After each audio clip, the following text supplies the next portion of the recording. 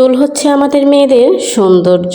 তো চুলের যত্ন কে না করতে চাই বলেন। এখানে আছে মেথি, তিসি, পেঁয়াজ, আমলকি, অ্যালোভেরা, জবা ফুল, আর রয়েছে বিভিন্ন রকমের উপাদান।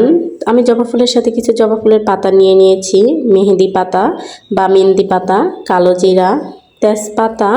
আমি সবগুলো উপকরণ একসাথে একটি প্লেটে নিয়ে নিয়েছি পরিমাণ মতো। আপনারাও কিন্তু আপনাদের পরিমাণ মতো এই উপকরণগুলো নিয়ে নেবেন।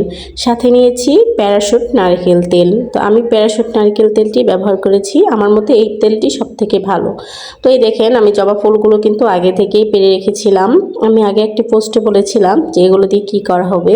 তো আপনাদের জন্য আবার একটু লং ভিডিও নিয়ে চলে আসলাম। সবাই সম্পূর্ণ ভিডিওটি দেখে কমেন্ট করবেন।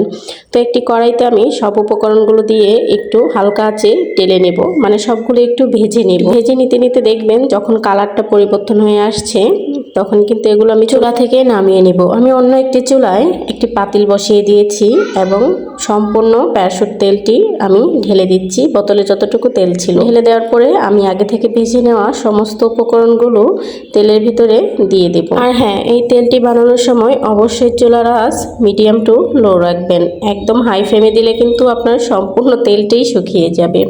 তো এইভাবে বেশ কিছুক্ষণ সময় নিয়ে আমি তেলটি চুলার ওপর রেখেছি। এইভাবে তেলটি যখন আস্তে আস্তে একটু কমে আসবে তখন আমি চুলা থেকে নামিয়ে একটি পাত্রে ঢেলে নিয়েছি, অবশ্যই ঠান্ডা করার। আপনারা চাইলেও কিন্তু এভাবে তৈরি করতে পারেন বাসাতেই। তো বেশ রেডি হয়ে গেল আমার ঘরে বানানো হেয়ার অয়েল।